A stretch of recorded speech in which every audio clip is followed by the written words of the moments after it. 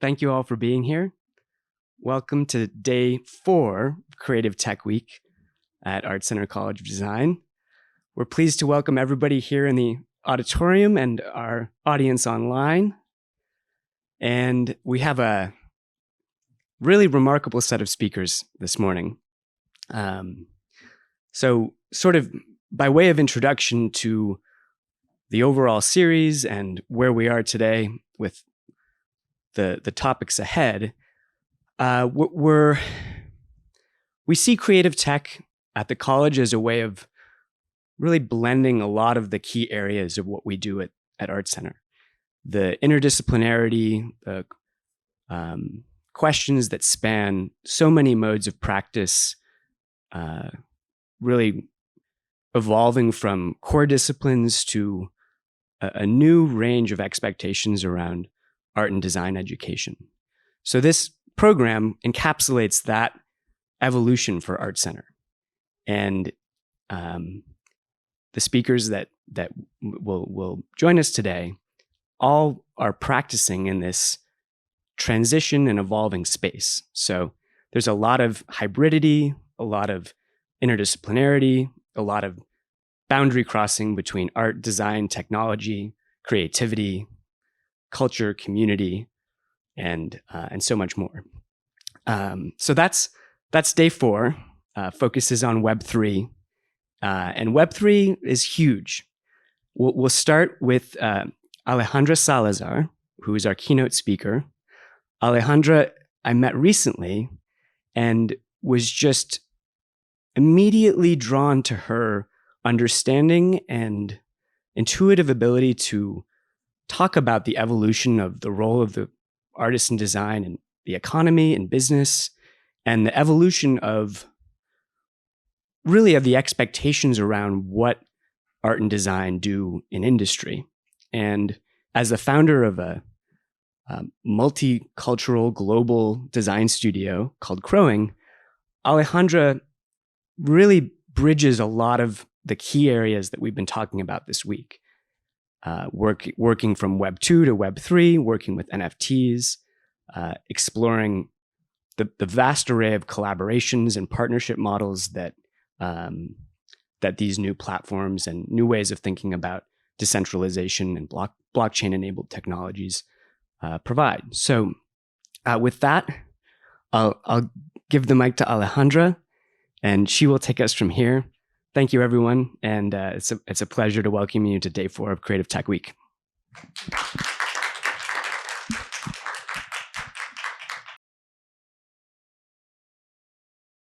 Constantly evolving mindset. Thank you, everyone. Thank you, Robbie, for the introduction. Do you guys hear me? Good? Cool. Awesome.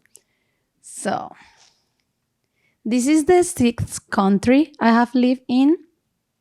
After 9 years of traveling around the world, I get to be exposed to so many evolutions and so many changes that end up preparing me to be ready, or my brain to be ready to evolve, to be open to evolve. That was hard at the beginning, but I will drive you guys to a bit of my journey and how that changed the way I think and the way I get to work in this world.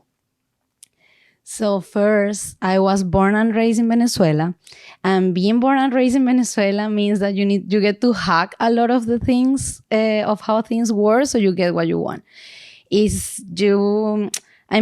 remember my whole life thinking on ways to how can I change things so I can get where I want, because it wasn't as easy. Everything was not I would say ready for me to go from A to B. You need to really try and, try hard, I will say. But the hardest thing was when I needed to find home outside home. So as many people here in the US or internationally, when you go to university, you get to move to another country or to another city. You leave your hometown. And in Venezuela happens the same. Most people move to Caracas, which is the capital of the country, where you get the best universities, the best opportunities. So I moved there. 12 years ago.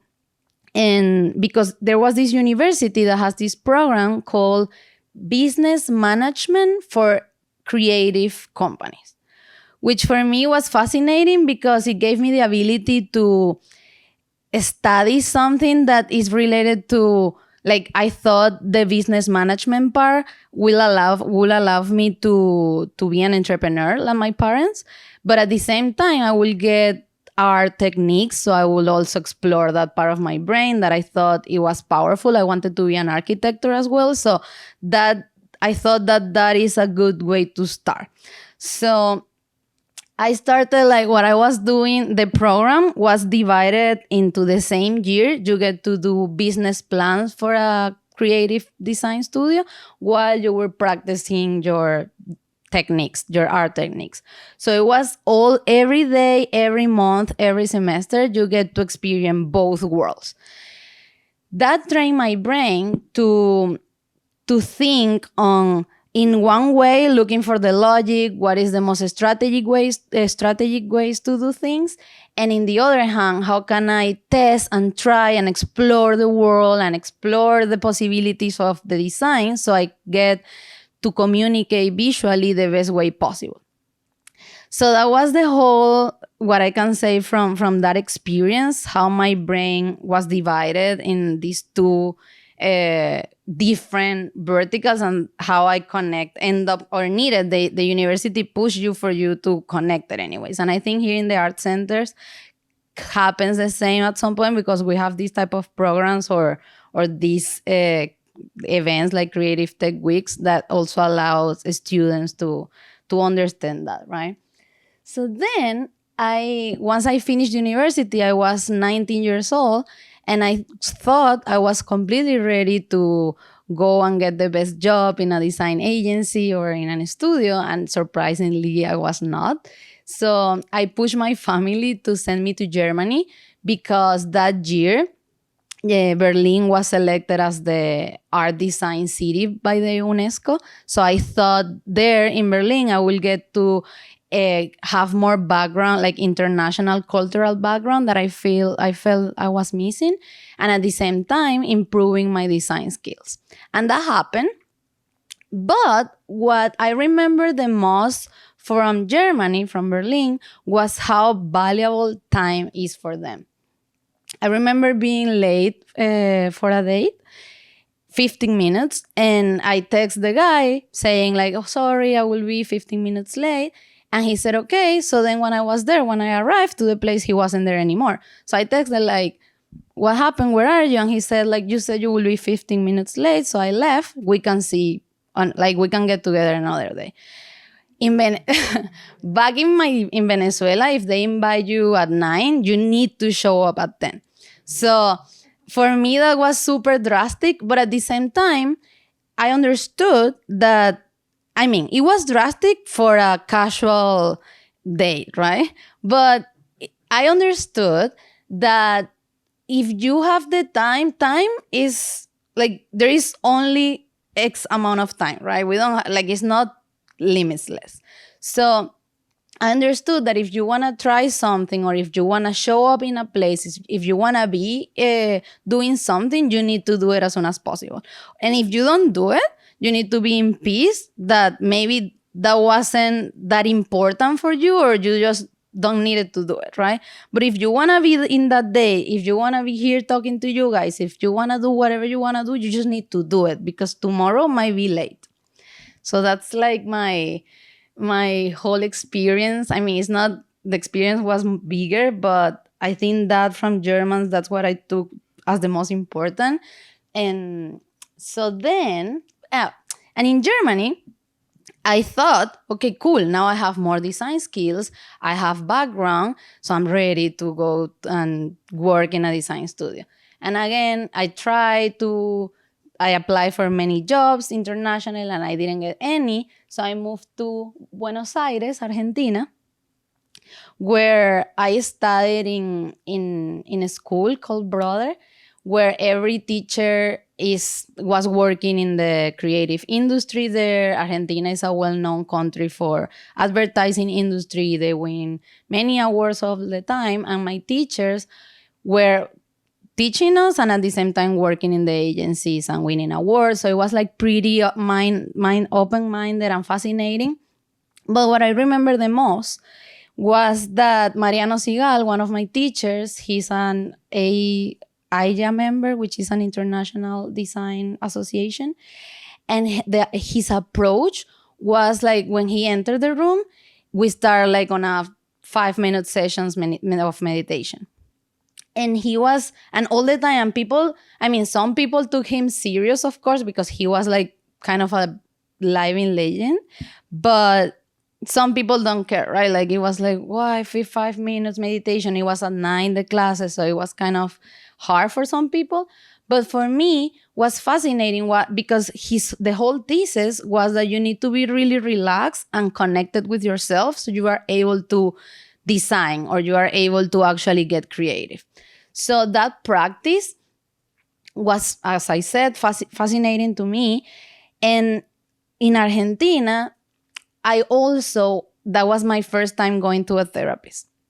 In Venezuela, really going to a therapist means that you are completely nuts. My mom, when I told her I will go to therapist, she was like, I need to go to Argentina. I need to be with you. Oh my God, what's going on? And I'm like, man, here, in Argentina, people get together and they are talking to you and suddenly it's like, I will go to therapist and come back in 1 hour. Like it's the most regular thing in the world, right?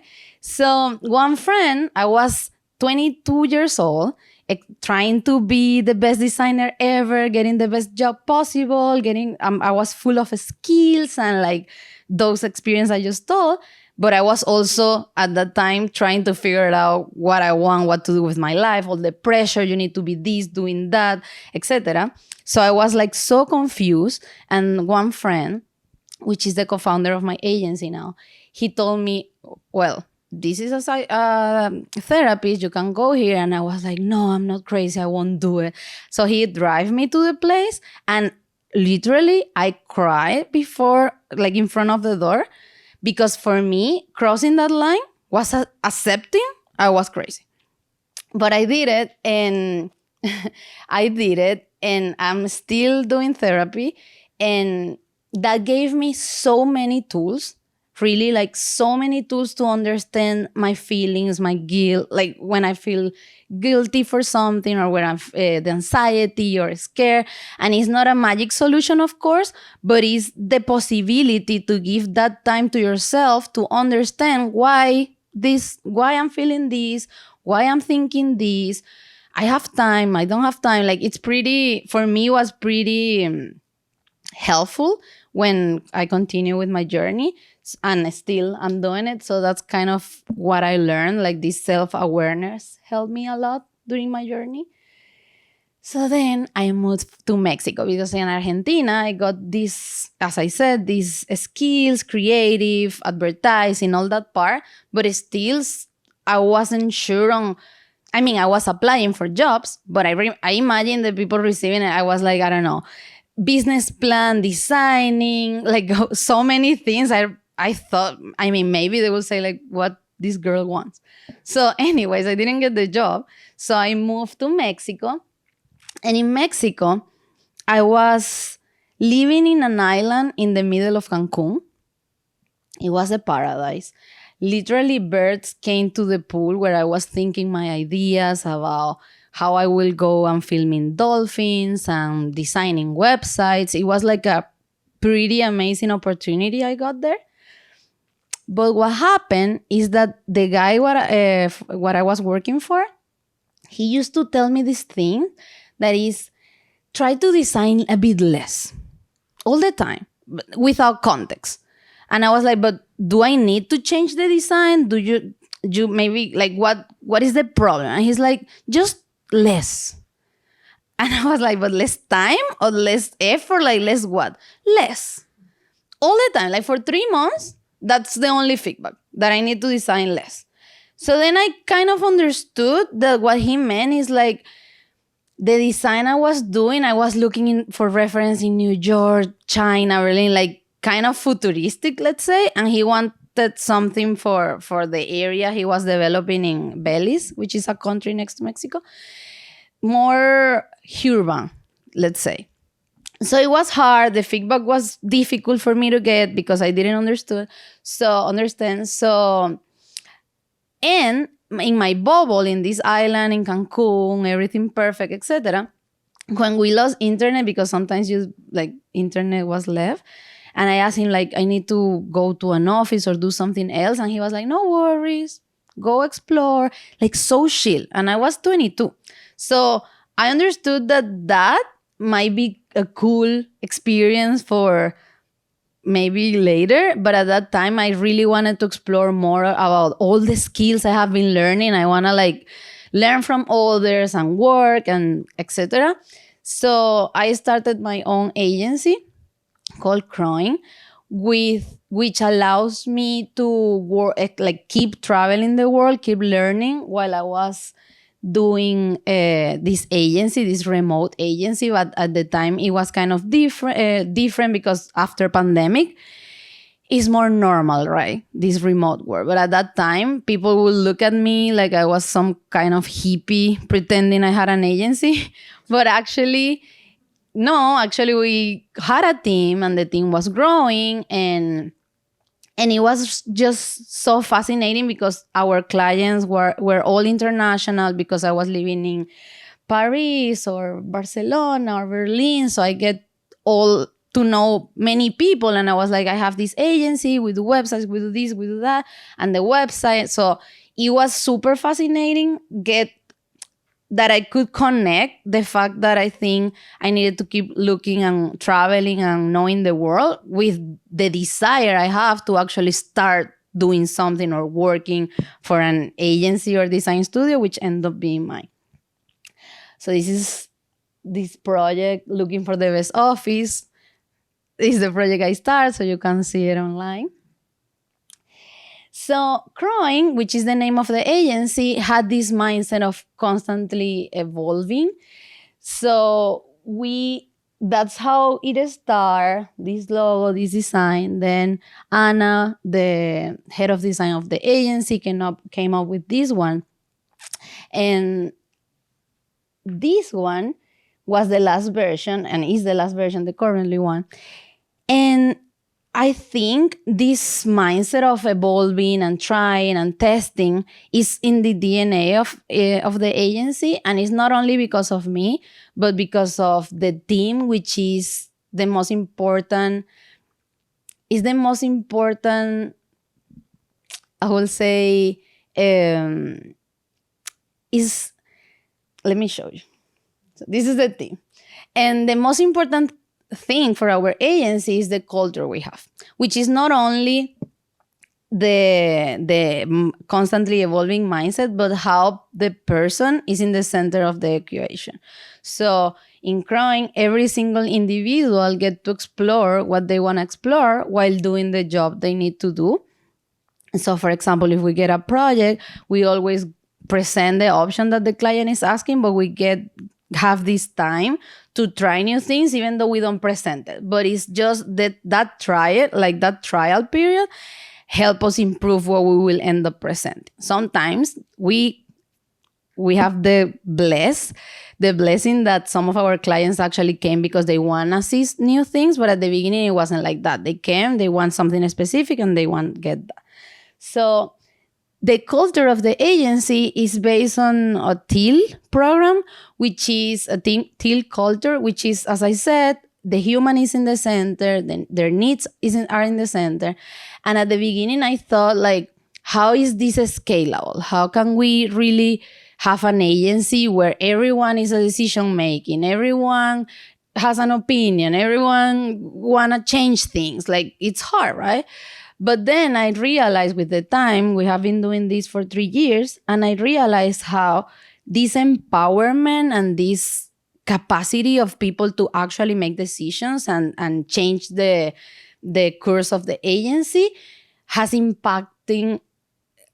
had a positive impact in the agency and in our clients and in ourselves as a person. Because in my personal experience, and my team can speak better about this from themselves, but in my experience, I feel I'm in a place when I'm able to change, when I'm able to try, when I'm able to move, and everything will be fine, because that's what we are looking for in a way. If you want to be like at home now, because most of us work from home, even though we have our offices, you can do it. And if you want to go to the office, then you can do it as well. If you want to move, you can move, etc. So this flexibility has made us change a lot. And every individual that joins the team at the beginning is kind of like, what is this? What's going on? But then they end up feeling themselves, which is the final goal, right? And to talk about what I know I was required for, which is Web3, I will finally do it now. And I will do it by giving you guys an example on how we took it in CROING.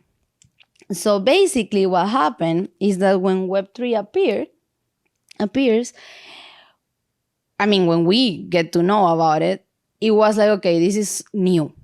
But the approach we have been practicing for so long made us think, okay, how we want to do it, what is this first, how we want to approach it, and how we will do it. But first, I want to see, I mean, I guess many of you are familiar with Web3, and if not, I will share like what is Web3 for me and for the agency, which is pretty much the evolution of internet. And to see it from a communication standpoint, you can see, or you can imagine Web 1.0 as information, Web 2.0 as community and interactions, and Web 0.3 as ownership. Like everything is based on ownership. So pretty much the user have more control of their data and their digital interactions. That allows people to, of course, as I said, being in control. But as the technology evolves, Web3 content, experiences, and commerce will be more assembled, and more part of our daily life. So it's fascinating because it's an evolution, right? And when I see it as an evolution, made me think, okay, every evolution needs communication, right? So how can we communicate visually what's going on? What is Web3? How can we adapt? What can we evolve? But that was not only my question. Everyone in the team was asking. So the ones that are more strategy driven start to research and came up with case studies, or how can make it happen? What is Web3? How a Web2 brand can join Web3? What's going on in the space? NFT collections, etc. So all the strategic part. And then the more communication driven were like, okay, how can we simplify this thing? So this Web 1 is information, Web 2 that's not on me, it's someone from the communication team that presented that way, and I was like, oh my God, this is cool, right? And more other ways to actually put it together so it's easy to digest for the masses. So that's the communication team. And then the design team started to try. Like they create avatars, they did NFT collections just for the agency, so we understand like how it works, how you can do an asset and different traits of that asset and like reproduce it and create these collections, right? Anyways, we did this whole research while we were taking clients that wanted the identity of their NFT collections, or their websites, or they want to launch, or they want to explore something. And one of our clients, which is Flickplay, was also transitioning from Web 2 to Web 3. And it was fascinating going with being with them in that journey, because Flickplay is a Web3 social app where you can imagine Pokemon Go meets TikTok, but for NFTs. So people can unlock digital assets, NFTs around them in the world, and then flex it in AR and create TikTok content, right? TikTok type of content. So being with them in that journey was also super helpful for the agency, because we get to experience that full transformation. Flickplay is a company based here in Los Angeles, so it was really, really mind-changing. So to the point of Web3 and how we did it at CROING, it was all about changing and understanding and being open to that change. And what fascinated me the most was that after 4 weeks of research and understanding, a group of people from the agency came and said that we need to open a new business unit, CROING 0.0. And I was like, sure, but how it will work, how it is, like what's the difference? They were the full business plan, the website, the logo, everything was designed. So they put it together and they launched it without any of the founding team being in every decision or approvals, because they did the process. They did the research, they test, they get the clients, they work with the clients, and they felt that all that we were doing in the agency they needed to communicate it in a way that people understood that we know what we were doing, or at least that we knew that we were an agency that want to work with that type of project. So they put it together, they launched this with this website, which I was super fascinated about. And it has been a beautiful, beautiful journey, because everyone in the space is trying to innovate. So the team is also excited because every project is different. And for me as a founder was really, really, really inspiring to see how the team could put this together. So this is some of our clients. And as I said, it was a beautiful experience. So this is what that girl that lived in Venezuela at the age of 15 years old, not Venezuela, but my country, to move to Caracas, and then Venezuela when I was 19. And the whole journey I just share with you guys what was the impact that girl had on me, which I'm here now, right? One of the things was that I was able to get all the skills possible, but not only me, because that happened more in the university and Argentina, but mostly because I get to partner with people. I get to collaborate with people. So I understood that, yes, I'm super obsessed about learning more and getting more skills, but I understood that I can partner with people. I can talk to Robbie, talk to everyone here, talk to my team, and really learn and collaborate. And so for me, that pressure of, in one hand, being the most, if you have one skill, train it and train it and train it until you are the best. That's one way, which I love. I'm a fan of that. And in the other hand, being this multi-skill that sometimes is a new pressure that everyone needs to know about everything. You need to understand Web3. You need to know everything. It's a lot. But if that middle ground where you understand what is talking about, what is people talking about, and what is the world, how is the world moving, but you partner with people that are more expert, that are in different cultures or situation, will make you grow for sure. So that's one. Then the other one is be on time, even if you are not ready. I think that was that lesson, but also from my team when they put together this CROING 0.0, it was super fast. For me, it took me, 4 years in my brain to come up with CROING and then my partner, etc. But then for them, it was 4 weeks. Of course, they had the basis of the agency, but still, in another company, you will take months or years to actually launch a new type of company, let's say. So even though it might not be perfect, for me it was, but even though it might not be perfect for some, it was perfect because it was on time.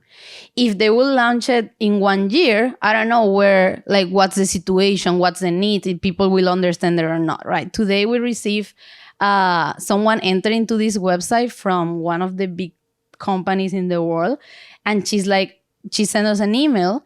She reached out to us and sent us an email I want to know about what you guys are doing with Web3 and how this brand can do it. And we didn't reach out, she came. So and this is the result of that website they put together. So it's really, really fascinating. And again, being on time, important. Then first, ask yourself the questions. Is this self-awareness?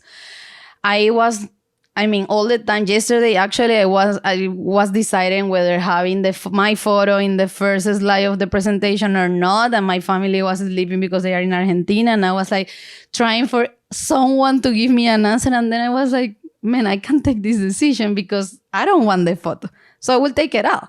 So listen to yourself and trying to really understand what you want and what you are up to, and then ask the rest, because that can change your perspective, but you need to listen. You need to get to listen to yourself. My therapist helped me a lot with that. She was asleep as well. So then collect new roots. And this one is the one that talks about expansion. For me, was really my life-changing. Actually, not life-changing, but the fact I was traveling so much was how I live. So when pandemic came, and I was in Argentina at the time, I got to stay for 2 years without traveling. And for me, that felt like it was so much.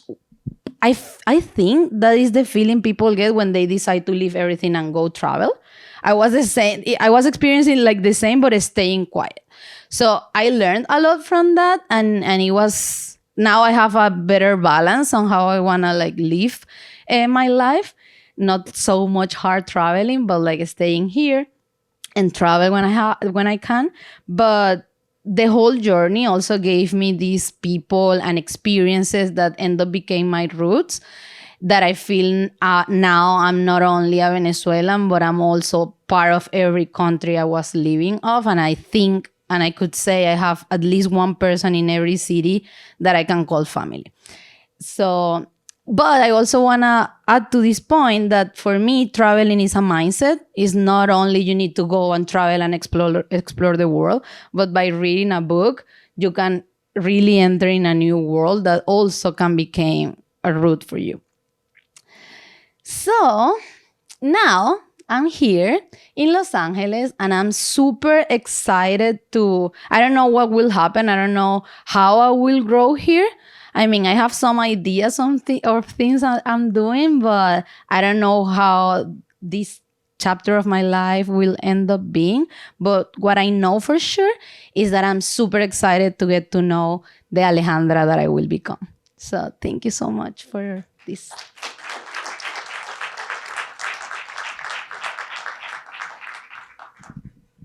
Well, the first thing I want to say is we're so glad for you to be a part of the ArtCenter community. Thank you so much. And I think there's a lot to digest in your journey. But what I hear and what is kind of the through line to a lot of the conversations in this week is this willingness to jump in, willingness to sort of forego expectations, to be vulnerable, to take risks, and for that not always to play out as planned. I think that emanates in your work and will be a theme throughout the week. On a more practical level, I know we have maybe some questions in the audience. So if there are any, we invite you to come and ask them right away. I have a few prepared questions that we'll go through, but anybody either online or in the room, please don't hesitate to jump in. So the first question, and maybe this is, you can take this in lots of different directions, but what are some of the biggest surprises that you've found when introducing these transformations that your agency is going through or that you're going through to people who might have expectations about the past or what you did before or what the old way might be? Yeah. So surprisingly, and I will need to thank maybe the pandemic, because before, when TikTok appears, before pandemic, we were like, every brand we know, like, you need to be on TikTok. Like, it's super cheap. You will get to a lot of people, to the Gen Z, which you need. And like everyone were like we won't do that. And then they came to us like, please, what is TikTok? What happened? Because TikTok exploded, right, in pandemic.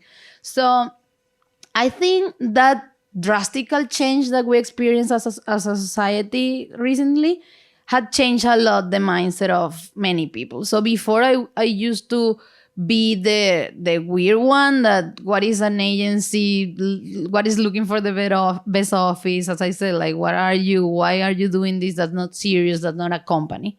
And it was a company and we were making revenue, but for them I was traveling the world, so it doesn't matter, right? Now it's different. Now, for example, when Web3 came, I had some partners that are more old-fashioned school advertisers, and I called one of them 2-3 months ago, and I told him, like, look, everyone is talking about Web3. We are doing this. I want to, like, tell you about so you can talk about it. And he was super open. So maybe it's where I'm like how I'm the people I'm surrounding with, but I don't have. It has been super pleasant lately to talk about new things or exploring or thinking different. In my personal perspective right now, people is taking it more, like they are more open to these things, because I feel when we as a society experience those tragical situations, you get to be open to creative minds, because that's the only hope in a way. So I feel now they see it more as a hope or as a way to try than as something you should do this and that, because you cannot predict. So I feel that has changed a lot lately. That's great. Another question that I have, which is, what are you excited about? What comes next? What are you looking forward to tomorrow, the next day, the next project, the next collaboration? I think what excites me the most, for example, from Web3, is the power that people is having. Like, I think, because I experienced in the agency, when we opened the decision making in the agency, things got better. And for me, I was really hesitant. Like, I didn't want at the beginning, but then now is like the best decision I could make or accept or follow, because when people have knowledge, when people have power, when people have opportunity to raise their voice, because sometimes you can tell the people, everyone can talk here, but people is maybe afraid, they don't want to talk, they don't want to. So when you empower people, when you help them, like, why are you not talking? What do you need, etc. When you give them tools, they can grow. So I think what Web3 is doing is giving people right of the thing, like more ownership of the things they actually are creating, and that will change everything. I'm super excited to the future. I'm super excited to see how commerce, experience, relationships, and content will be one, and how you can feel. This is something that the founder of FlickPlay always said, that she's looking to see how we will be in a point soon where people will experience things, digital things they own, as real as the physical things they have. So I think that's also something that excites me a lot, this mixed reality. So I'm super thrilled to work in that type of projects and see that transformation as a first person, like be part of the transformation. That's what excites me. Terrific. So, Max, do we have any questions online? Okay. Well, we are. I think we are probably right at about the concluding time. So I think the last thing to leave us with is, I guess, what is your advice for ArtCenter, for a college that spans art and design, from studio practices, consultancies, conceptual work, gallery work, all the way to big tech and sort of the traditional industrial design and that side of things. Where do we go? So for me was when I get to meet you and listen on like what is in your brain, how you see the students' path, let's say, on like giving them these tools and opportunities to get new references that are not only the best designer or this or that, but like real or different type of people doing different type of things. I think that fascinates me a lot from your perspective and from what you are doing here in the ArtCenter. And I feel here, like everyone, it reminds me a lot of my university. Mine was like super, like much smaller, but I feel the students here, like this is a great opportunity, this creative tech week, because if you haven't tried to understand what's Web3, for example, you have like the ArtCenter is giving you this space so you can come sit and learn if you want. You don't need to like yourself going to look for the answers, but you can get some perspective. And I feel that's the role of the universities, or at least the universities I like, where you are able to explore more than what you are looking for, which is when you get to study that happen naturally, but that the fact that the university is pushing for that, I think will be life-changing for the students. So I see the future of ArtCenter as I mean, I see the students that are here, the people that is here, not because for me it's already a great experience. So I see that the students that came here and get to explore this different experience, and also the nature around, like the architecture of the, like it's the whole package that allows them to feel that they are traveling or exploring and that they can do it. So that will make them better professionals for sure, and better persons at the end of the day. Well, that is exactly the hope for Creative Tech Week, and you encapsulate that so perfectly. So thank you. Thank you, Robbie, for trusting remarkable remarks, and thank you everyone for listening and taking the time to be here.